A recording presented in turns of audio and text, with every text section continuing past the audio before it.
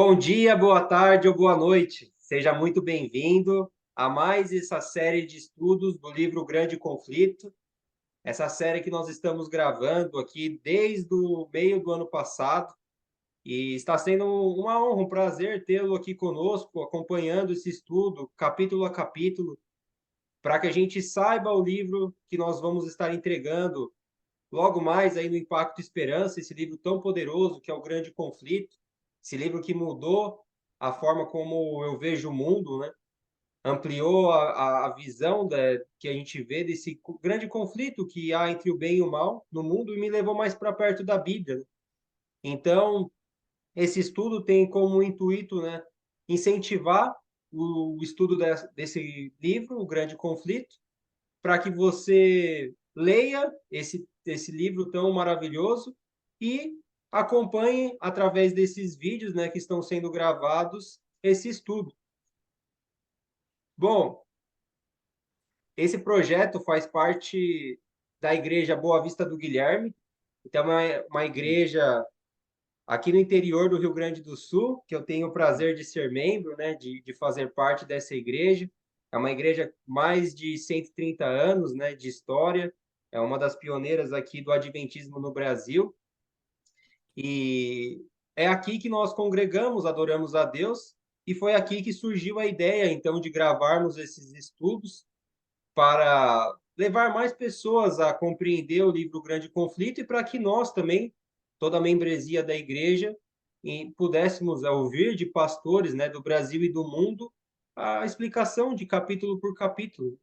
E tem sido uma bênção esse estudo, tem nos levado para mais perto da palavra de Deus. E hoje nós temos um convidado mais do que especial, o Adriano Cecílio. Ele é um pastor que fez parte da minha história, né? Como vocês sabem, eu morei na Austrália por 7 anos. Após 7 anos ali, 6 anos, desculpa, conheci a verdade, conheci a palavra de Deus mais a fundo, conheci a mensagem adventista. E foi um pouco antes, né, do Covid-19, aquela fase de pandemia bem complicada que nós tivemos que ficar trancados, né? E eu queria conhecer mais, mas não poderia participar de estudos com meus irmãos na igreja por conta do Covid. E aí acabei participando de muitas lives, né? Acompanhando as lives que o Adriano Cecílio fazia, que o Michelson Borges, que o Sérgio Ramos, né, também fazia, né? Sérgio Monteiro, desculpa, não Sérgio Ramos é o jogador, né, pastor? Mas foi uma grande aprendizado naquela época para mim, eu que estava conhecendo, né, a mensagem, ter essa oportunidade de conhecer um pouco mais a fundo a, a mensagem adventista. Então, pastor, apresenta um pouquinho, né, para quem não te conhece, aí um pouco do seu ministério, um pouco da sua caminhada com Cristo. Opa, então eu agradeço o convite do Guilherme. Eu confesso que demoramos um pouco para marcar, né? Eu tenho 9 cidades aqui, são 7 igrejas, então eles têm a carência da presença do pastor, então a gente tem que atendê-los, né? E aí eu falei para o Guilherme que a gente tem um período aí no momento da tarde que dá para a gente marcar, né? E estamos aqui, então eu quero agradecer a oportunidade e fazer menção, né? Porque ele começou a conversar aqui, falar comigo. Eu falei, de onde eu conheço esse brother, rapaz? E eu lembro que eu tava fazendo as minhas lives louça, né, no Instagram, que é um momento meu de terapia, né? É realmente terapia, né? Tô uma pia lavando louça e reclamando, rapaz. Tava um frio, rapaz, um frio lá em Jundiaí. Aí ele colocou assim: que frio nada, pastor. Aqui onde eu tô tá pior ainda. Aí apertei o botão para ver a chamada de vídeo dele, né? E ele tava lá com uma neblina, tava uma sensação dos -4, não lembro mais ou menos isso aí. Um frio, falei, vixe, olha, eu pensando que tá ruim, a situação dele tá pior, né? E agora estamos aqui, né, juntos aqui para estudar esse tema. Esse é o meu 10º ano do ministério. Eu me formei em 2013 e desde lá passei por Cascavel, passei por Goiôerê, Ubiratã, Jundiaí, e agora estou em Monte Azul Paulista, aqui no interior de São Paulo, né? Que é desde o começo do ano. E tem sido para mim uma maravilha, né? Uma maravilha aqui. É uma demanda muito grande, né? Não é fácil. Aqui é uma extensão muito grande, né? Mas tem sido uma benção, né? E tem esse trabalho na internet que Alguns falam que nas horas vagas eu sou pastor, né? Não, não, não. Nas horas vagas eu faço alguma coisa na internet, né? Inclusive, eu cheguei aqui em casa e já estava aproveitando algumas coisas aqui. E aí estou preparando uma série das 7 cartas do Apocalipse, né? E se Deus quiser, vai sair o vídeo número 3, que é sobre Esmirna, né? É uma coisa que eu gosto, né? Estudar profecia. Inclusive, o livro que nós estamos estudando, Guilherme, é o livro que me abriu os olhos para verdades que eu nunca imaginava, né? Eu era de uma denominação, não adventista, e, e um rapaz conversava comigo e falava de Bíblia. Eu falava, mas não está isso na Bíblia? Como assim está na Bíblia, né? Aí eu estudando a Bíblia e ele falando as coisas, eu falei, nossa, rapaz, eu não sei nada de Bíblia, né? Aí ele falou, ó, você tem que ler esse livro aqui. Você vai sair do Matrix. A hora que você lê esse livro. E essa analogia nunca mais saiu da minha cabeça, realmente. Quem ler o Grande Conflito, né, de maneira consciente, metódica, vai realmente sair do Matrix, né? Para quem não sabe, essa referência dos filmes de 1990 por ali, que tem aquela série Matrix, né, do Neo, que ele sai da realidade, né? Na verdade, não é uma realidade, né? E realmente, quando você lê o Grande Conflito, que te leva às verdades, né, ou à verdade bíblica, faz com que você realmente saia dessa falsa realidade. E então perceba realmente o grande conflito que existe entre o bem e o mal, né? Um conflito que eu digo de ideias, é um conflito estratégico de Satanás para poder tirar a adoração, né? É uma coisa interessante, né? Satanás ele tem procurado não mudar o destino dele, porque não tem como ele mudar o destino, né? Tá cravado o que vai acontecer com ele, né? Mas ele tenta mudar o nosso destino, né? Eu uso a palavra destino com todo cuidado aqui. Ele quer que eu e você nos perdemos, né? Nós já nascemos predestinados à salvação, né? Já existe oportunidade, já existe graça quando nós nascemos, né? Mas ele quer destruir essa oportunidade, ele quer desviar o nosso foco, né? Então, esse grande conflito é um conflito para conquistar o seu coração e o meu coração, né? E é interessante que quando eu comecei a estudar, até falei isso uma das minhas live louça, né? De que eu me apaixonei pelos enigmas do Apocalipse, achando eu ia até o livro achando que eu ia encontrar um segredo. Até meu canal eu sempre tenho esse jargão, né? Fica até o final e confira mais um segredo revelado. E eu percebi que não tem segredo de enigma, né? Mas o que o Apocalipse revela, né? E o grande conflito revela para quem lê, né? Revela um Deus de amor, um Deus que salva, um Deus da graça, né? Satanás ele pode tentar fazer de tudo para mudar esse nosso destino, essa intenção de Deus de salvar o homem, né? Mas a gente vai encontrar um Deus que ama, um Deus que envia um filho. Esse filho faz de tudo, até o impossível por nós, né? Então é isso. Eu me apaixonei pelo Apocalipse, mas na verdade eu estava apaixonado pelo Cristo do Apocalipse, né? E o Apocalipse ele apresenta Jesus em várias fases, né? Ele é o cordeiro imolado, né? Mas também ele é o leão da tribo de Judá, né? De Davi ali.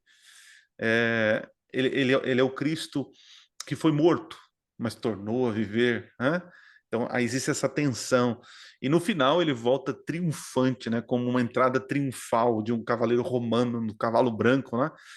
Até épico, né? Destruindo o mal e salvando os seus, né? É impressionante.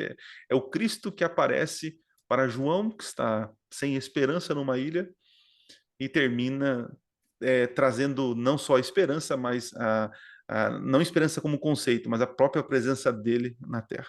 Enfim, eu sou apaixonado pelo livro do Apocalipse. O grande conflito foi o que me ajudou a entender isso. E de lá para cá, né, eu tenho alguns livrinhos aqui onde eu, ó, por exemplo, essa aqui, ó, aqui são os comentários, né? Mas nesta parte daqui, cadê? Deixa eu ver aqui. Essa aqui mesmo, essa parte aqui, ó. São só livros. Não, cadê? É esse aqui, não, perdão, é esse aqui, ó. Só livro referências do Apocalipse, né? Tem inglês, espanhol, português, né? É algo que eu gosto demais. Puxa vida, eu amo falar sobre isso. Enfim, falei demais, né? Mas é isso, obrigado Não, pelo convite, viu? Obrigadão. essa é a ideia, pastor. E eu também sou apaixonado pelas profecias, né? O livro do Apocalipse, né? Ou você estudar o livro do Apocalipse, Daniel, ali você acaba estudando a palavra de Deus inteira, né? Sim, Que para isso. você entender, é necessário você entender o Antigo Testamento, é necessário você entender o Novo Testamento. E aí é como um quebra-cabeça, né? Aí as figuras vão se formando e a gente vai conseguindo entender um pouco mais o plano de Deus e vamos aprendendo cada dia mais, né? Esse é o intuito também desse projeto, né? Porque eu já li o livro O Grande Conflito, mas eu confesso que toda vez que eu leio novamente, cada estudo, cada pastor que passa por aqui e apresenta, né, esse capítulo, né, que nós estamos estudando, me abre a mente, eu consigo entender algo que eu talvez tinha passado despercebido, sabe? E aí É, sempre aprendendo cada vez mais, né? Então hoje nós vamos estudar aí os capítulos 25, que é a imutável lei de Deus, e o capítulo 26, a restauração da verdade. São dois capítulos aí que eu gosto bastante, né? E que o inimigo usa para deturpar esse Deus de amor que nós conhecemos, né? Mas ele tenta fazer com que vire um Deus legalista, vamos dizer assim, né? Na percepção dos homens, né? E a gente vai ver que a lei de Deus é uma lei de amor, é uma lei de graça, uma lei de misericórdia. E esse projeto de estudo também, pastor, a gente está gravando aqui, porque no final do estudo, aí eu vou apresentar a conta bancária da igreja, porque nós temos como missão aí entregar 20 mil livros aqui na região. ó, Então, todo mundo que quiser participar, contribuir, né, com essa missão, a gente vai estar compartilhando ali os dados bancários da igreja, e você pode fazer a doação direto para a igreja, e a igreja vai adquirir esses livros, né? Vai ser um valor aí muito baixo, né? 1,50 cada livro. Nós temos uma barato, né? Lá é oportunidade muito barato. única, né, de espalhar esse livro igual folhas de outono, né? Sim, E a serva do Senhor disse, né, que no tempo do fim isso iria acontecer eu estou muito grato, né, fico muito feliz de poder fazer parte dessa história, né, de voltar para o meu país e participar de um momento tão importante como esse, né, que é a distribuição desse livro, que ele é poderoso, né?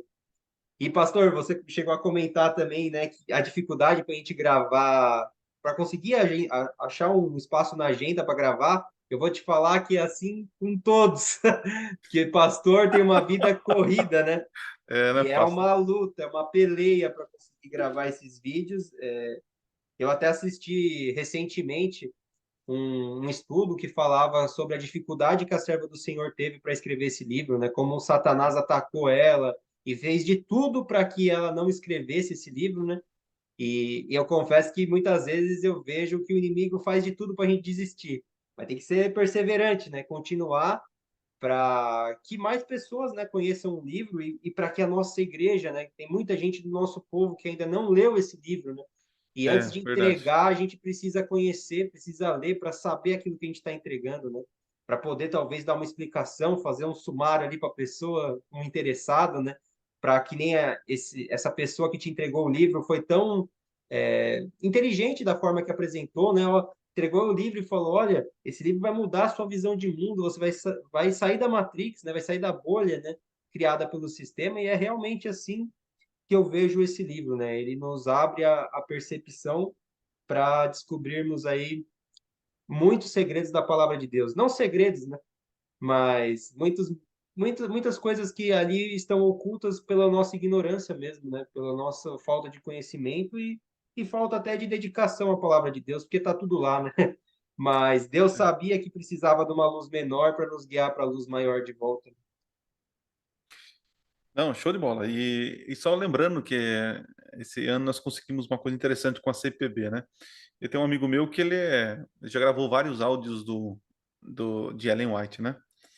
E aí deu certo da gente conseguir gravar o audiobook do livro missionário, né? Então estava sendo produzido, logo, logo vai estar pronto aí o audiobook. Então você pode entregar o livro, e para quem você não puder entregar o livro, você pode mandar o audiobook, que vai ajudar bastante, né? Por exemplo, o livro Grande Conflito, que eu me lembre, eu já li 3 vezes e eu vi 5.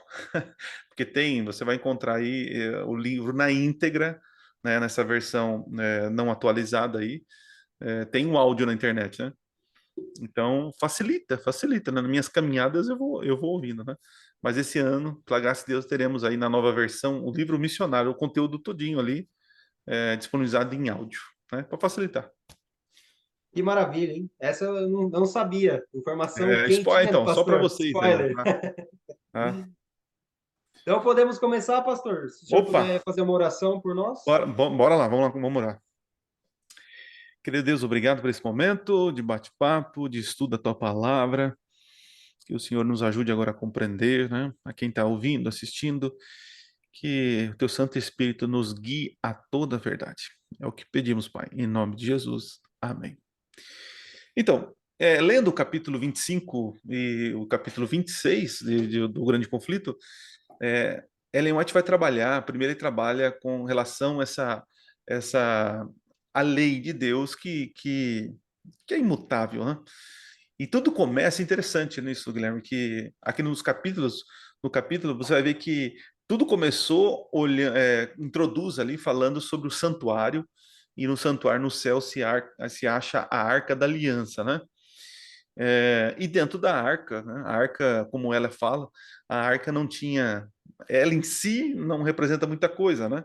Mas o que tem dentro, né? O que tem dentro é a lei de Deus, que nada mais é do que a norma do juízo, né? Nós não somos salvos pelas obras, mas seremos condenados pelas tais, né? É, e, e Deus, através do século, ele tem exposto a lei, né? Ele tem relembrado a lei. O decálogo nada mais é do que uma lembrança, né? Até o próprio sábado começa como esse lembra-te, né? Lembra-te do dia de sábado. É, e através dos tempos, Satanás ele tem feito com que essa lei ela fosse desfigurada, né? Interessante que ele começou a estratégia dele colocando normas e normas, né? Você vai perceber que na história terrestre o que Satanás faz é colocar fardo sobre as pessoas, né? Só que chegou um momento, Guilherme, em que ele começa a desconsiderar a lei, né? Antes, como ele usava a própria lei como um fardo, né? Até hoje muitos usam essa lei como um fardo, né? A lei de Deus, o fardo de Jesus, ele é leve, né? Interessante, eu estudando sobre isso, outra coisa que eu estou abrindo um parênteses aqui, né? Quando Jesus fala assim, né? Vinde a mim todos estáis cansados e sobrecarregados, e eu vos aliviarei. Jesus não fala que vai levar os fardos. Ele fala que vai aliviar o fardo, mas não vai tirar, né? Então existe um fardo, existe algo que nós temos que carregar. E veja, e esse carregar não é para méritos meus, né? Mas o carregar me torna forte, o me carregar me exercita, né? O carregar me aproxima de Deus, né? Enfim, então, só para vocês entenderem que guardar mandamentos, eu preciso guardar mandamentos. Não, Deus não precisa que você guarde os mandamentos. Tá? Isso que é interessante. Deus não está lá, tipo, oh, e aí, vai ser fiel para mim ou não? Não. Deus quer que você e eu sejamos fiéis, guardando os mandamentos, porque isso é bom para nós, né? Isso mostra quem nós queremos nos assemelhar, né? Enfim, aí Ellen White vai trabalhar nesse capítulo 25 essa questão da lei, da importância da lei que foi vista no santuário celestial dentro da Arca da Aliança, né? Então, ela começa a descrever que o decálogo, ele é uma representação do caráter de Deus, né? Ali representa a norma do juízo. Interessante isso, né?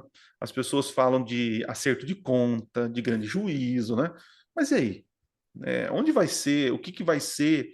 Qual vai ser a pauta do juízo, né? Qual que vai ser a norma disso? Como que eu sei que é pecado se não há lei, né? É interessante, quando a gente começa a falar de lei, os nossos irmãos evangélicos já começam a erguer a guarda, né? Existe esse preconceito. Falou de lei, aí já taxa a gente como legalistas, né? Temos que entender que nós não somos legalistas, mas também não somos anomistas, né? Nós somos a favor da lei. A lei existe e tem o seu lugar, né? E a Ellen White vai trabalhar muito bem isso nesse capítulo, dizendo que existe uma importância dessa lei e que essa lei não foi apagada, né? Jesus, quando diz lá que veio para cumprir, não veio para abolir, mas para cumprir, interessante que a palavra cumprir não é dar fim. O cumprir é a palavra pleura, se eu não estou enganado, é pleura. Neurônio. Era. Então, é da amplidão, né? Não é apenas cumprir de obedecer, mas aumentar, né? Fazer sentido, talvez, né? Quando ele fala assim, né? Se você acha que adulterar é apenas ter a relação, né? É só de você pensar mal, você já adulterou. Se você odiar o teu irmão, você já está matando ele, né? Então, olha só, que Jesus não vem para aliviar os fardos. É muito interessante assim, né? O alívio dele é o seguinte: olha que interessante. O alívio é quando você se aproxima dele. Entende? Esse é o alívio. Aí que está o segredo, né? Tem a lei e tem Jesus. E muitos de nós, o que a gente faz? A gente corre para a lei. Corre para a lei, e a lei, a lei, a lei, a lei. Aí vira um fardo, e vira mesmo, gente. Vira um fardo. A nossa natureza carnal não quer obedecer a lei, não quer, então vira um fardo. Então Jesus fala assim: então vem a mim, vocês que estão sobrecarregadas, olha só, e eu vou aliviar. Aí quando você vai a Cristo, se apaixona por Ele, e esse paixão que eu falo, não é um sentimentalismo, é realmente teu coração se constrange pelo amor por Ele, né? Então, o fardo fica leve, né? Quando você começa a gostar de alguém, não é fardo fazer algo para essa pessoa, né? Quantas vezes já aconteceu isso comigo, né? De chegar num distrito novo, né? Aí tem aqueles irmãozinhos que você chega, você não bate assim, né? Não dá certo a tampa ali, né? Ih, esse irmão é complicado, esse irmão acho que não curte. Aí você começa a fazer amizade, se aproximar, fala, pô, cara, que gente boa, que legal. Aí as coisas facilitam, né? Então fica aqui já o segredo para você, né? Aproxime-se de Cristo, aproxime de Cristo. E Ellen White, interessante isso, né? As pessoas quando falam de Ellen White parece que soa como uma mulher severa, uma mulher legalista, uma mulher dura. Que nada, pai. Você começa a ler o Grande Conflito, ela fala da justiça da lei, ela fala do amor, né? Então, assim, os livros dela, que ela escreveu do começo ao fim, que não são compilações, você começa a entender que é uma mulher que tem um cuidado pelas pessoas, né? Ela mostra esse Cristo que é um Cristo de justiça sendo amor, que amor sendo amor também não, é justiça, né? Pastor, Oi, aí sim. que tá. Aí que tá. Você chegou num ponto que acho que é fundamental a gente abordar aqui para falar desse tema, né? Que até eu vejo muitos irmãos têm essa dificuldade de como conciliar o Deus de justiça com o Deus de amor. Até muitos, né, irmãos de outras denominações, eles fazem essa separação, né? Não, Uhum. nós vivemos agora embaixo da graça e a lei era para o Antigo Testamento. Agora nós estamos no Novo, nessa nova aliança, não há mais lei, nós estamos debaixo da graça. Como conciliar isso, né, pastor? Então, porque perceba, nós seres humanos, nós antropomorfizamos Deus. Eu acho que eu acertei a palavra. A gente faz uma leitura humana de Deus, né? E não é bem assim, né? Deus não é ser humano, né? Nós somos semelhantes a Ele, não iguais, né? Isso é importante. Então, por ser semelhante, a tentação nossa é olhar nosso comportamento, nossas atitudes e dizer, Deus é igual, entendeu? Deus é igual. E quando nós falamos de ira, eu e você, naturalmente, quando a gente pensa de ira, a gente pensa em ira, em vingança, uma pessoa que está injustiçada e quer justiça. Ira é uma pessoa que está chateada, magoada, foi ferida, então a pessoa está irada, né? Há um sentimento de ódio, entende? Só que quando você vai para a ira de Deus, não é esse sentimentalismo, né? Não existe esse ódio, essa raiva, né? A ira de Deus, ela nada mais é de que uma aversão, ó, uma aversão ao mal, né? Então, Deus é amor, e por ser amor, ele é irado. Por que isso? Porque é como se fosse assim. Imagina que você chega em casa, Guilherme, do trabalho. Você é casado, né? Casado, tem filhos? Ó, não, não tenho, hein? Mas é casado. Sou casado. Ah, beleza, então tá bem, é casado, beleza, tudo bem. Você chegou em casa, uma cena triste. Você abre a porta assim e vê tua esposa, sei lá, ensanguentada, machucada, ferida, quase morrendo ou já morta. E de repente você vê um rapaz ali com uma faca, é um criminoso que entrou na tua casa, feriu tua esposa, né? Aí você olha para a cara dele, olha para a esposa morta, aí fala: ah, tudo bem, pode sair, cara, eu te perdoo, pode sair. E o cara olha, olha e cai fora, né? Aí, o que acontece? Se fosse eu, se eu visse alguém machucando a minha esposa ou minha filha, querido, assim, eu não sei o que eu faria, mas porque eu amo a minha esposa, eu não ia deixar esse cara sair. Não sei se eu deixaria esse cara sair com vida. E olha que olha, eu sou pastor, sou cristão como vocês que estão assistindo. Mas o meu amor por ela me leva a ficar revoltado e ter aversão por aquela pessoa que causou aquilo. Entende? O fato de eu vingar a minha esposa demonstra que eu estou tendo um cuidado por ela. Porque se eu falar assim, não, tá tudo certo, tá beleza. Então, peraí, mas que amor é esse? Que você não se importa com as pessoas? Então, trazendo para Deus, é mais ou menos assim. Quando Deus ele é um Deus irado, ele precisa destruir ou punir aqueles que estão fazendo o mal para os seus filhos. Então, o Deus irado, ele demonstra amor, isso é um amor em ação, é um amor em que está protegendo ou dando fim a uma injustiça, dando fim a um mal que está vindo sobre os seus filhos, né? Então, entenda o seguinte, Deus ama e por ele amar, ele precisa destruir o mal. Se ele falasse assim, não, tá tudo certo, não, continue assim, esse não é um Deus de amor. Entende? Porque os seus filhos continuarão sofrendo por causa do mal. Então, Deus, por ser amor, ele também é justiça. E a justiça é punição contra as pessoas que estão causando mal com seus filhos. Então, nós precisamos de um Deus irado. Entende? Eu preciso de um Deus irado, porque a ira de Deus vai trazer para mim paz, porque vai destruir o mal. Entende? É isso. Deus não é aquele Deus que fica olhando lá e planejando o mal, vingativo no sentido de que sentimento está com raiva. Não, ele é um Deus irado porque ele tem aversão a quem está fazendo o mal. Né? Interessante, a atitude ela nunca está isolada sem o que faz a atitude. Então, quem está fazendo o mal sofrerá a ira de Deus porque Deus precisa destruir o mal que está afetando seus filhos. Entende? Agora temos um parênteses que a gente precisa abrir aqui, né? No passado, Guilherme, Deus levantava justiça através dos profetas. Isso você vai ver.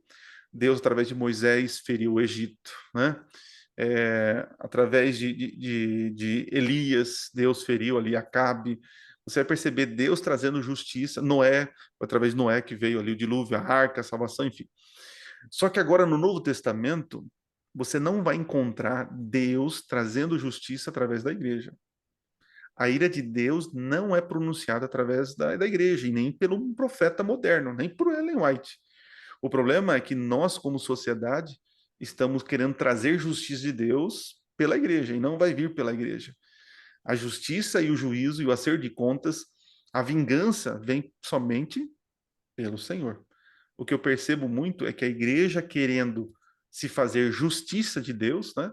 Se querendo tomar o lugar de Deus, tem ferido pessoas, tem afastado pessoas, entendeu? Esse negócio de cobrança, de fardos. Infelizmente, a igreja está tomando o papel de Deus. Quem irá trazer o juízo é Deus, porque Deus, ele é o único que consegue, né, ser em amor e também em ira, no nível, né, como posso dizer, puro, porque se vou trazer justiça sobre alguém, eu vou trazer cheio de sentimentos e concepção própria minha. Deus não. Deus é o único que pode avaliar e trazer juízo na hora certa, sem sentimentalismo. Eu não. Eu sempre vou nutrir o ódio. Lembra que Jesus falou? Se você odiar o seu irmão no teu coração, você já o matou. E o ápice disso tudo que o senhor está falando, para mim, é a cruz, né? Porque Ux, na cruz foi onde a justiça e o amor de Cristo foram mais demonstrados, né? sim, olha Para só. mim, ó, assim, ó, quando eu vejo um irmão dizendo, não, a lei, nós não estamos mais debaixo da lei, nós vivemos embaixo da graça, mas Cristo teve que morrer para pagar pelo meu e pelo seu pecado. Isso mostra como a gente está vendo aqui nesse capítulo que a lei de Deus é imutável. Ela nunca vai mudar, porque se nem o Filho de Deus foi poupado por, por conta do cumprimento da lei, aí Deus iria permitir depois eu e você pecarmos assim, e não, tá tudo certo, Guilherme, vai lá, faz o que você quer agora, porque você está embaixo da graça. Que Deus ilógico seria esse, né? Então, na cruz, né, quando a gente olha para a cruz, na cruz a gente vê a justiça sendo exercida e o tamanho do amor de Deus, que a gente nem consegue mensurar, né? Que Deus amou o mundo de tal maneira que deu seu Filho unigênito para todo aquele que nele crê não pereça, mas tenha vida eterna.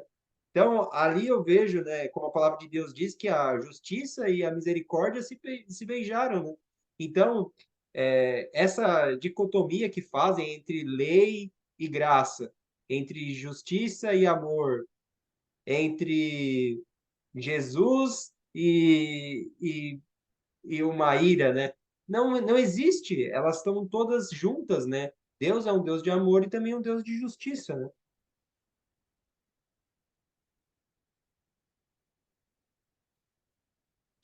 Então, Tem uma falhadinha, acho, quando eu falava, né? deu. É. Mas será que é a minha internet ou a sua? Porque a Eu minha acho que é a tá. minha, né? Eu tô no Ah, interior, é? né, pastor? Provavelmente seja a minha. Não, mas a minha, por exemplo, nesses 10 dias de oração, eu tive muita dificuldade, ó. Por exemplo, eu tô medindo agora, meu download tá excelente, mas meu upload, cara, que é o que importa para nós aqui, ele tá muito abaixo do necessário aqui. Mas é isso, rapaz. Eu vejo que, deixa eu cadê você aqui. Eu vejo que essa dicotomia, né? Ah, a graça não me libera para transgredir a lei. A graça não me autoriza a viver fora do arraial da lei, né? Que é uma proteção, né? Então, assim, é uma ingenuidade, né? Nossos irmãos afirmarem certas. Eu vejo que é por ignorância, ignorância não por maldade, tá? Ignorância por falta de conhecimento, porque eu também era ignorante nesse sentido, achava, não. Eu lembro que meu pai falava assim, né? Deus quer misericórdia, não quer sacrifício, né? Eu usava até aquele verso bíblico que Jesus falava, né? Só que guardar a lei de Deus não é sacrifício, né? Não é sacrifício. Sacrifício foi o que Cristo fez por nós, né? O que nós fazemos é resultado de uma salvação. Interessante isso, né? A gente tem como. A gente usa muito aquele texto, né, de João capítulo 14, 15, né? Se me amais, guardareis os meus mandamentos. Mas é uma leitura muito ingênua, porque Jesus está afirmando: vocês me amando guardarão meus mandamentos. Entende? É um resultado de salvação. É claro que pode entrar com uma prova de amor? Ok, pode entrar com uma prova de amor. Mas o texto ali é como se fosse uma afirmação. Se me amam, guardarão meus mandamentos. Porque se existir amor, existe fidelidade, né? E fidelidade é o que? A lei. E quando a gente avança aqui no capítulo, porque o papo vai bom, o papo, a gente Tá flui aí. aqui.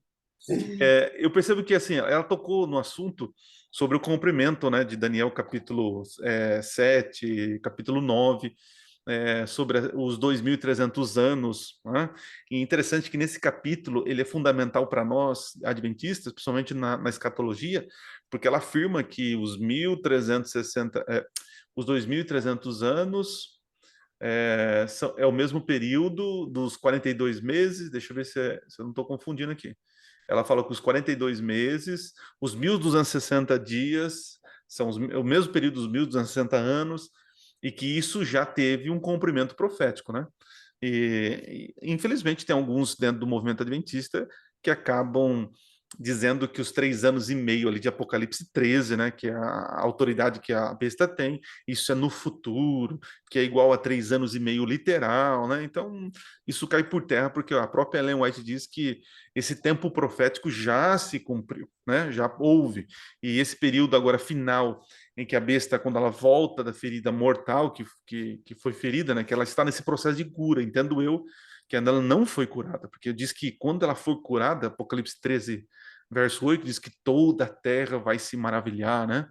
E essa cura nada mais é a besta do mar que sofreu esse golpe, né? Que nós cremos que foi em 1798, quando a igreja perde os poderes civil, né? O Papa é preso, humilhado, na Revolução Francesa. Interessante, os mesmos francos que deram poder para a igreja são os mesmos francos que retiram esse poder, né? Então ali há uma ferida, né? E desde então está tendo esse processo de cura. E a cura nada mais é que quando a segunda besta da terra, ela concede autoridade para essa besta que está ferida, né? E quando ela, então, ela recebe autoridade, toda a terra se maravilha, né? Então, ainda não chegou esse momento. Nós queremos que essa besta do mar é o papado romano, né? Que perseguiu no passado e que irá ganhar poder, né? Tanto na economia, olha só que interessante, na cultura, na ecologia e tantas outras minorias vão abraçar a ideia de que esse líder mundial, essa instituição pode trazer paz e paz na Terra, né? Então, Ellen White trabalha esse conceito de que a verdade ela tenha sido derrubada por esse período, mas Deus, através do tempo, está levantando essa verdade, restaurando essa verdade, né? E que já entra no outro capítulo, mas terminando esse capítulo aqui, ela vai falar também sobre a besta da terra, que é um poder que nasce, né? Nasce no vazio, Apocalipse 12, né, diz que a igreja ela vai, a mulher ela foge para um deserto e a terra acolhe ela, né? E é interessante que isso, a história americana é bem isso mesmo, né?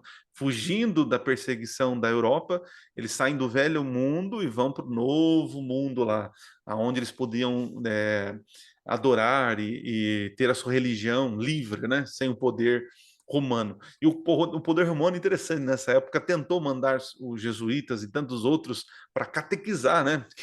Era uma estratégia, né? A igreja mandava a turma para catequizar. Foi assim no Brasil, né? 1500, quando veio o navio, já veio o padre aqui para poder, opa, vamos mostrar a religião para os índios, vamos mostrar que o bispo de Roma tal.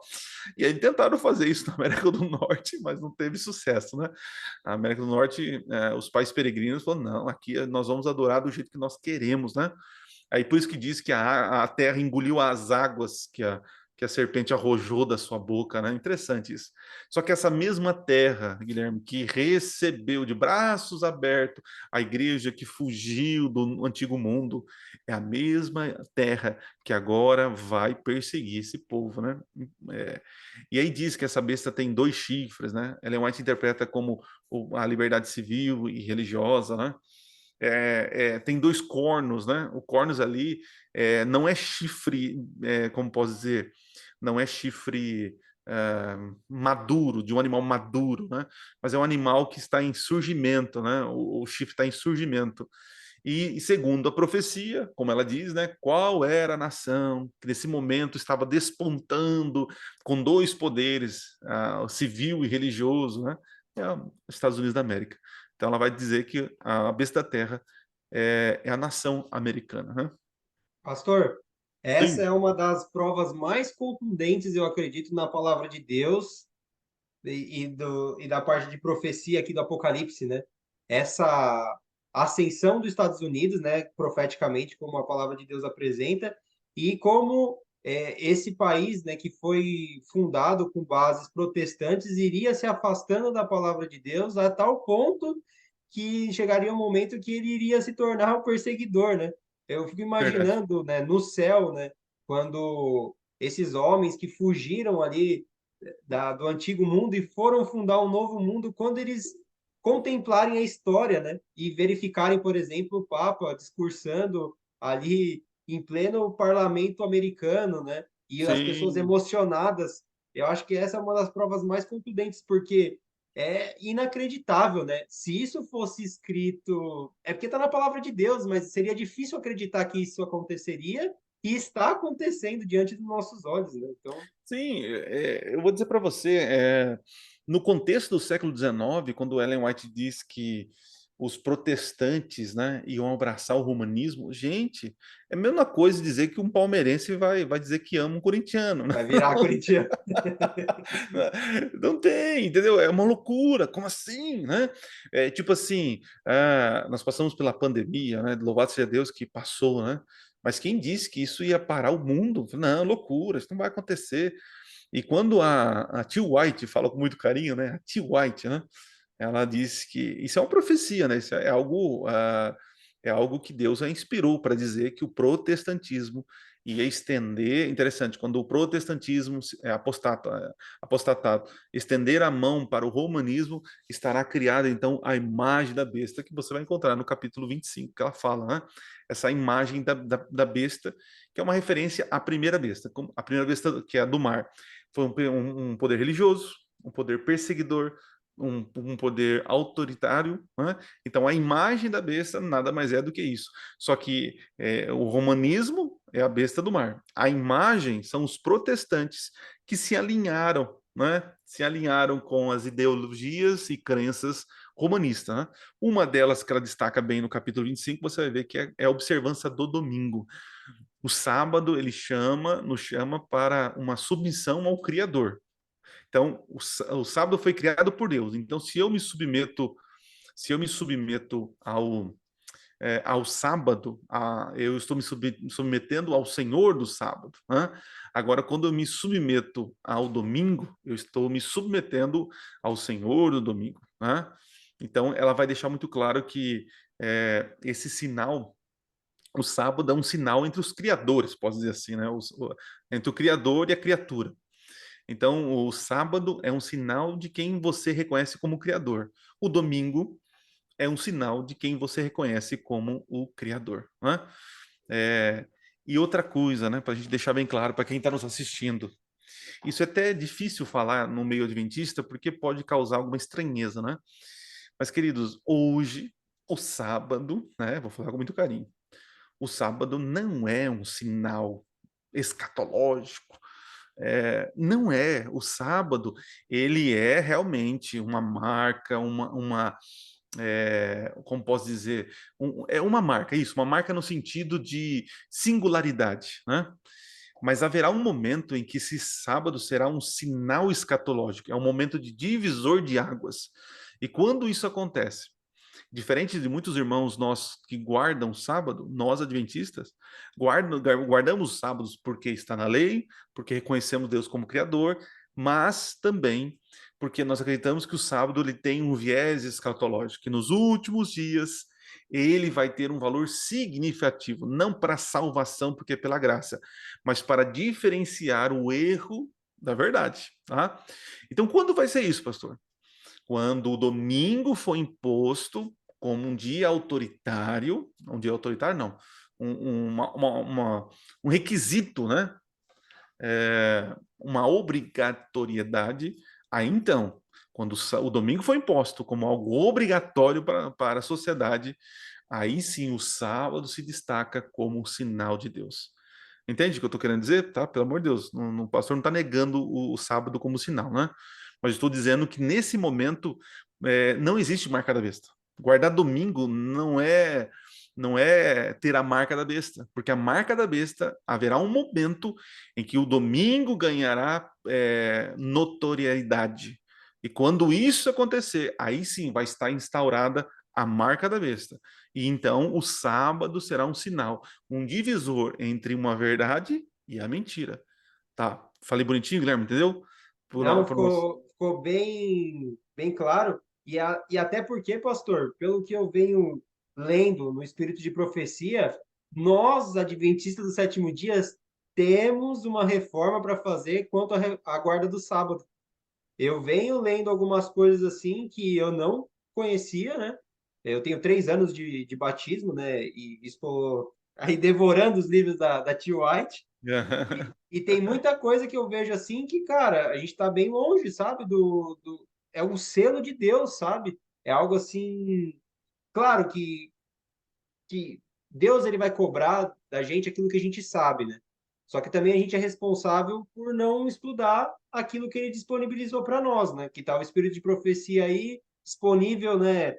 Hoje na internet, com livros, tá muito fácil o acesso a tudo isso, né? Uhum. E sempre lembrando, né, que nada do que a gente faz é para salvação. A gente já está salvo em Cristo Jesus. Mas agora, salvos em Cristo, a gente tem que perguntar para Cristo, né, e para o seu espírito profético e para toda a informação, a luz que ele concedeu para a sua igreja. Senhor, o que que eu posso fazer agora para responder o seu amor, né? Tá, tá. Ok, voltou? Olha Deu só, uma mas parece que cortadinha. é só quando eu falo, pastor, que estou sendo boicotado. Não vou falar mais. Não, então, eu tenho medo também de estar falando e tá cortando aí. Não, quando o Voltou aí? senhor tá falando, tá perfeito, mas aqui também não tá tranquilo, mas quando eu falo é da Quando conexão você fala, instável. brincadeira, hein? Olha só, acho que o Navi me falava. Ó, apareceu até aqui, ó, conexão está instável. Tá? Então, nós entramos já o Guilherme, no capítulo que é a restauração da verdade, isso, a restauração da verdade, o capítulo 26, né? Que vai Naturalmente, tratar né? realmente essa questão do sábado e domingo, né? Então, assim, o sábado, o problema dele não é guardar ou não guardar. O problema do sábado é o que fazer, o que não fazer, né? A gente sempre vai ficar nessa discussão do pode ou não pode, né? Pastor, pode fazer isso, pode fazer aquilo. O problema é que muitas vezes a gente cai na mesa do fariseu. É isso mesmo. A gente critica muitos fariseus que faziam horrores lá, mas nós, adventistas, por ter essa verdade brilhante, né, do sábado, a gente quer proteger tanto a lei, né, que a gente acaba cercando até demais. Então, não pode nadar no sábado. Não pode nadar no sábado, não pode dormir no sábado, não pode, e a gente vai colocando, não pode fazer isso, não pode. E sabe o que eu percebi como pastor, Guilherme, que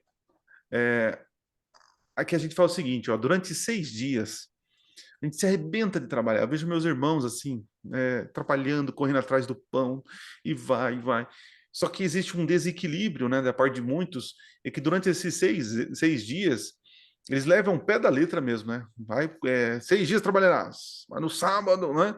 Só que durante os 6 dias, não houve momento com a família, não houve um momento de missão, de sair para dar estudos, um momento assim de você, enfim, viver a mensagem, né? Aí chega no sétimo dia, como você não fez nada disso durante a semana, você então acorda cedo e corre para a igreja, escola sabatina, depois vai para o culto, aí depois tem reunião da igreja, tem reunião da comissão, tem que dar estudo bíblico, tem que fazer visita, pá, pá, pá. E o sábado, que era para ser deleitoso, né? Se torna pecado dormir, né? Se torna pecado ficar em casa de boa, né? Alguns ficam, gente, o sábado é para descansar. O problema é que no sábado nós estamos realmente deixando, posso dizer assim, deixando dele se tornar algo agradável, né? Jesus fala que o sábado foi feito para o homem, né? Não o homem para o sábado. Então o sábado ele tem que ser deleitoso para mim. E eu vejo assim os meus irmãos sobrecarregando o sábado. No sábado nós colocamos a melhor programação da igreja. E isso exige tempo, exige recursos, exige envolvimento. Eu já fiquei até de madrugada na sexta-feira à noite para arrumar a igreja pro dia do desbravador. Nada contra o desbravador, amo o desbravador e tal, mas se matando para um evento que demora 1 hora para tem gente que sai reclamando, né? E isso me trouxe cansaço, né? Preocupação e tantas outras coisas, né? E aí a gente inchou o culto de sábado, o dia de sábado para fazer as coisas. O domingo é um culto sem graça. Quarta-feira, né? A gente até brinca do que é o dia das lamentações, mas é o dia das lamentações mesmo, né? Então, assim, nós temos que parar Até o sábado foi chamado de culto divino, né? O domingo não é chamado de culto divino. É o culto o quê, então? Todos os cultos são divinos, né? Claro que o sábado ganha uma importância, né? Mas o mesmo Deus que você adora no sábado, você adora quando? No domingo, né? Então a gente supervalorizou esse tipo de coisa e estamos tornando o sábado um ídolo nosso. Meu Deus, eu falo isso com muito carinho para meus irmãos. Estamos tornando o sábado como um ídolo. Os irmãos têm santificado o sábado, mas descansado o domingo. Eu estava num Pastor, distrito, o rapaz falou assim, o diretor, falou, pastor, sábado pode contar com a gente, pastor, ó, pode fazer as comissões, programação, tá? Mas, ó, pastor, domingo eu vou ficar com a minha família. Eu vi isso. Isso me deixou muito preocupado, porque essa pessoa não entendeu o que é sábado, entendeu? Esse vai aceitar a marca da besta de uma maneira tão tranquila, entendeu? Já estão sendo preparados. Nossos filhos estão tendo visões assim extremistas sobre o sábado. Para muitas crianças, o sábado é o pior dia, porque não pode isso, não pode aquilo, não pode aquilo, não pode aquilo, entendeu? Até é interessante isso, vamos abrir um parênteses, né? Eu não concordo com jejum no dia de sábado. Ah, porque é pecado, pastor? Não, porque não é o ideal. Até Ellen White diz que quem introduziu o jejum aos sábados foi Satanás através dos judeus, para deixar o dia pesaroso. Mas o sábado é um dia de alegria, a gente não fala isso? Então, para que fazer jejum no sábado? Isso é uma opinião minha, vendo o que Ellen White está falando, ok? Não é pecado. Se você quer fazer um jejum no sábado, ok, sem problema. Mas o sábado é um dia para você dormir, sim. É um dia para você ficar com a família. É um dia para você fazer visita, ok. É um dia para fazer visita, ir para na igreja. Mas tem que ser um dia de alegria, né? Nós estamos. Olha que interessante. Nós estamos criando um fardo no sábado e deixando o domingo como um dia leve e deleitoso. Tá vendo o perigo que nós estamos fazendo? Lembra que eu falei para você que uma das estratégias de Satanás ao longo da história é colocar fardo sobre a lei?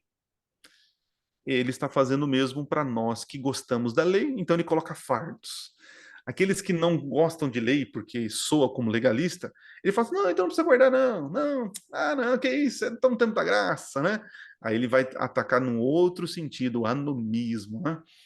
Então, cuidado isso, irmãos, né? Falo com muito carinho, né? Como um pastor, cuidado para você não santificar o sábado e descansar o domingo. Não é essa a ideia. A ideia é para fazer os dois no sábado, né? Não sei se eu falei demais Pastor, aí. Opa! não, é bem interessante isso que você está falando, né? Vou tentar falar, vamos ver se a conexão me permite. Ah, é verdade, vai lá. O Felipe Reis tem um sermão muito bom sobre o legalismo duro e a graça fácil. Boa, E boa. como a gente não pode ir nem para um lado, nem para o outro. Porque ouvindo você falar, realmente, sabe, tem muitos de nós somos adventistas no sétimo dia, não do sétimo dia. É, Então, no tá sétimo dia, aí. vai lá, tem tempo para Deus, mas durante a semana, não, né? E Deus é um Deus de relacionamento, de comunhão, né? Nós precisamos ter comunhão com Cristo diariamente, para no sábado a gente não ir na igreja para se alimentar, e para ir na igreja para compartilhar aquilo que Deus vem fazendo na nossa vida. Essa é a Perfeito. ideia do sábado, né? Aham. Mas do outro lado, pastor, temos uma reforma a fazer na guarda do sábado, porque Sim, é o sim. selo de Deus. Alguns irmãos deturpam até o que a Ellen White falou, e eu até separei o texto, porque esse foi um dos pontos que me chocou, assim, que eu não tinha visto isso ainda, né? Onde ela diz sobre dormir no sábado. Olha, ela está no Testemunhos Seletos, volume 1. Ela diz o seguinte: ninguém se deve sentir na liberdade de gastar tempo santo inutilmente. Desagrada a Deus que os observadores do sábado durmam muito tempo no sábado. Enfim, ela continua ali. O que eu vejo que ela está explanando aqui, se você ver o contexto também, né? Você pode ver ali no Testemunhos Seletos, volume 1. Ela está dizendo o quê? Não adianta você ficar trabalhar, fazer tudo e não se preparar para receber o sábado, aí na igreja, voltar da igreja e passar a tarde inteira dormindo. Não está aguardando o sábado. Não está. Não entendeu o propósito, né? Não É, o, entendeu o o propósito. sábado é dia para Não que ser seja bênção às pessoas, né? proibido dormir, né? Então, o problema não é dormir, o problema é ociosidade, né? Ela usa a palavra ali, muitos, né? Ociosidade. Então, assim, não tem problema descansar no sábado, no sentido de dormir. O mandamento fala para descansar. O problema é que a gente torna o sábado ocioso. Tá vendo os extremos, né? Ou a gente coloca um monte de coisa para fazer, né? E aí quem está fazendo um monte de coisa começa a olhar para aqueles que não estão fazendo. Aí fala, tá vendo? Os pecadores, né? Ó. Aí tem o contrário. Aí tem aquele outro que é sossegado, de boa. E aí fica falando, olha, outro, olha, fica fazendo essas coisas, sabe? Não, vamos parar com isso, não. Tá... Então, veja, o problema não é o sábado, o problema somos nós que ficamos dizendo pode ou não pode, né? Então, assim, eu vejo que o sábado ele precisa realmente de uma reforma, de uma orientação, de uma reeducação, né? E a guarda do sábado, Guilherme, eu vou dizer que tem algumas esferas, tá? A guarda do sábado tem uma esfera coletiva de igreja, onde nós precisamos estar junto com o povo de Deus, né? O sábado precisa envolver também a nossa família, minha esposa, meus filhos, né? Mas também o sábado tem uma esfera individual, aquela solitude com Deus, né? E eu percebo que a gente não tem respeitado esses limites. Às vezes a gente fica extremado na coletivo com igreja. É o dia inteiro com igreja, igreja, igreja, igreja. Ou se não, é só solitude, meu. Aí eu só durmo e só fico sozinho, sem fazer nada. Ou se não, eu pego a minha família e saio pro meio do mato, como eu já vi alguns fazendo isso, né? Então não é saudável, não é saudade, né? Tem que ter esse equilíbrio. Posso só te falar um testemunho seu que impactou a minha vida quando a gente estava marcando aí essa gravação? Opa! Quando a gente estava marcando a gravação, eu falei contigo, eu falei, pastor, o dia que o senhor quiser, tal, a gente marca. Aí você falou para mim. Aí eu falei, segunda-feira, pastor. Aí você falou, segunda-feira eu não posso porque eu tiro esse dia para ficar com a minha esposa. Eu Cara, achei isso de uma sabedoria muito grande. Eu falei, eu vou fazer o mesmo aqui em casa, sabe? Porque às vezes a gente se envolve tanto com a igreja e com a missão que é importante se envolver, né? É importante a gente ir dar estudo bíblico e é, programar as coisas, tudo mais. Mas é muito importante também sim, separar um dia para nossa família, né? Para minha com esposa, por certeza. exemplo. Depois que o senhor falou isso, que o senhor separa a segunda, falei, tá aí, eu preciso separar um dia da minha rotina para parar e dar atenção para minha esposa, porque é a base da minha casa. Se ela não estiver bem com a minha Sim. esposa, como que eu vou sair para fora para pregar o evangelho? Né? No meu contexto, eu separo a segunda, né? O ideal é o sábado, para todos aí é o sábado, né? Aí eu Sim, falo, mas pastor, e você? Claro, no mandamento não fala assim, santificai o sábado menos o pastor, né? Não, tá todo mundo. É, só que assim, a minha é exigido um pouquinho mais de tempo com administração, com cuidar da igreja, porque eu sou o pastor, né? sim. Então, assim, eu tento ao máximo nesse dia estar junto com minha família nos meus afazeres, né? Mas às vezes não acontece. Então, a segunda eu separo. Então, você que está assistindo aí, né? Tente separar isso como, principalmente filhos, né? Eles entendam que o sábado é o momento que a família está junta, né? Minha filha, infelizmente, eu tento ao máximo tirar essa visão estressante do sábado, né? Porque se minha filha começar a olhar para mim e falar, nossa, o sábado é o dia que eu fico longe do meu pai. O sábado é o dia que o meu pai mais fica nervoso. Entende? Tá errado. Tá errado. Eu sou pastor, mas eu não posso perder minha família. A primeira igreja que Deus me deu foi minha família, não foi a igreja adventista, né? E outra, Jesus já morreu pela igreja, não vai ser o pastor Adriano que vai morrer por ela. Demorou para entender isso, viu? Então hoje eu tenho dado um break no meu ministério porque eu também preciso ter o sábado como deleitoso, né? Eu não sou uma regra, eu não sou a exceção da regra, não sou. Então, assim, eu evito o máximo hoje marcar comissões em igreja, sábado. Ai, meu Deus, pai. Então eu jogo para o domingo, jogo durante a semana, porque o sábado eu quero ir na casa do irmão, comer com ele, conversar, orar. Falou, pastor, bora lá, não, vamos lá, vamos juntos, sabe? É isso, pô. Agora tem.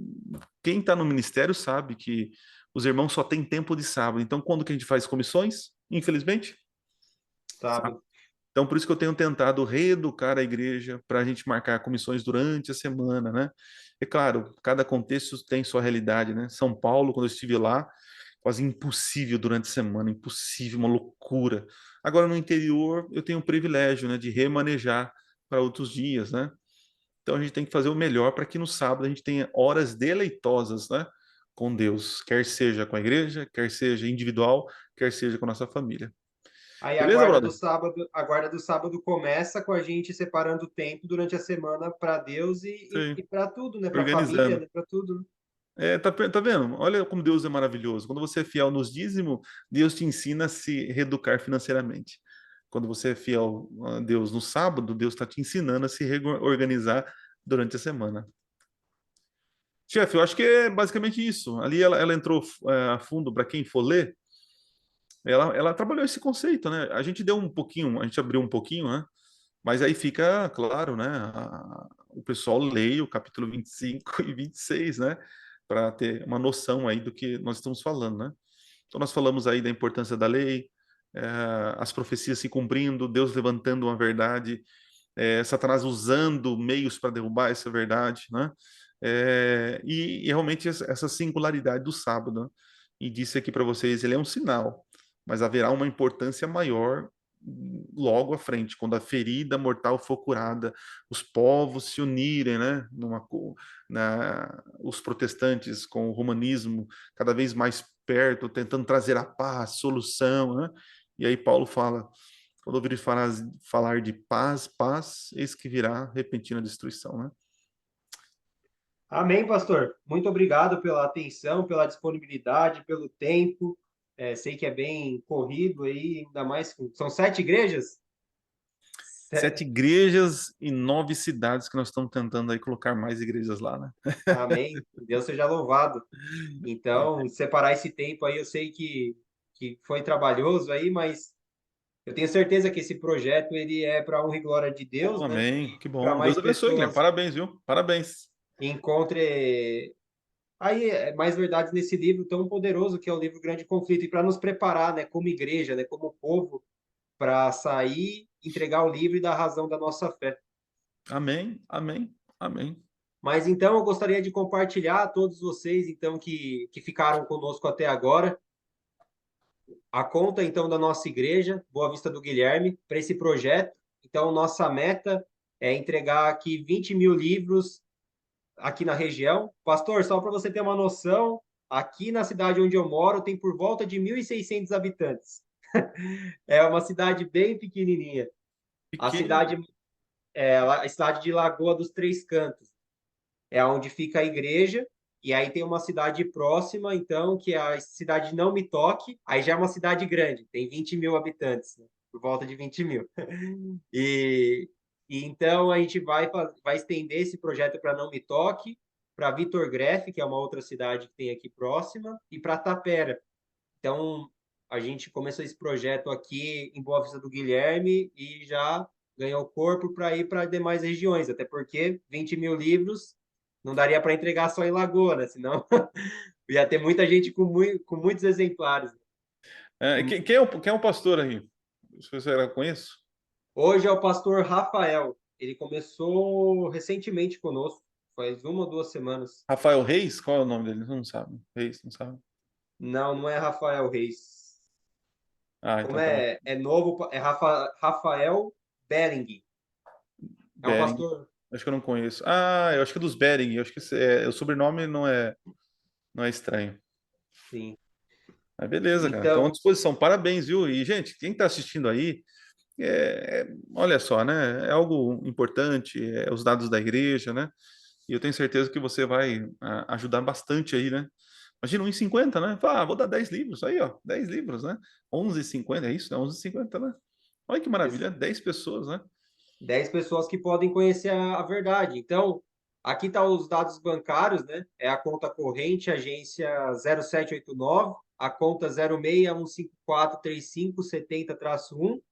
O banco da igreja aqui é o Banco Banrisul, e aí o CNPJ da igreja é o 79080-602/0033/33.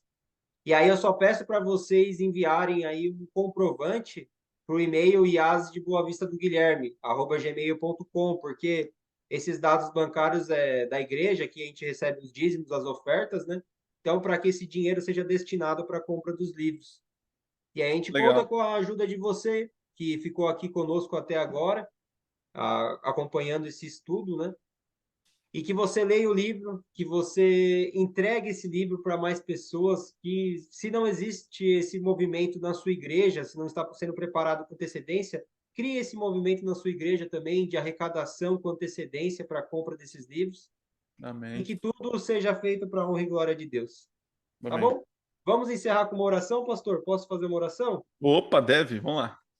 Santo Deus, amado Pai, louvado e exaltado seja o teu santo nome, Senhor. Meu Pai, eu te peço, Senhor, por cada pessoa, cada família que está aqui representada, Senhor, de irmãos que estão acompanhando esse estudo, meu Pai, que o Senhor abençoe também cada pessoa, meu Pai, que vai receber esses livros em mãos, meu Amém. Pai, que o Senhor dirija os corações para toda a sua santa verdade. É isso que eu te peço, Senhor, e te agradeço, em nome e por amor de Jesus. Amém. Amém. Muito obrigado, pastor. Fica com Valeu, gente. Deus Deus. abençoe. Parabéns pelo trabalho, viu? Amém. Deus seja louvado, pastor. Tchau, tchau.